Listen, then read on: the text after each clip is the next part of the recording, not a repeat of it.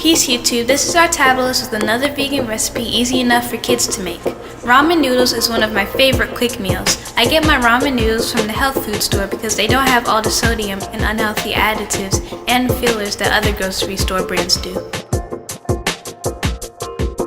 To prepare this recipe, you'll need ramen noodles, spinach, and the meat substitute is optional. First, prepare the ramen noodles as instructed on the package. Next, lightly saute a handful of fresh spinach and season as desired. This is also a good time to prepare the meat substitute if using.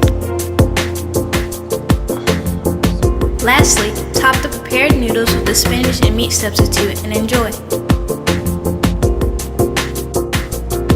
This recipe is quick, healthy, and delicious. I hope that you try it for yourself and let me know how you like it in the comments below. See you next time with another vegan recipe easy enough for kids to make. And remember to like, comment, share, and subscribe to my channel for more fun videos.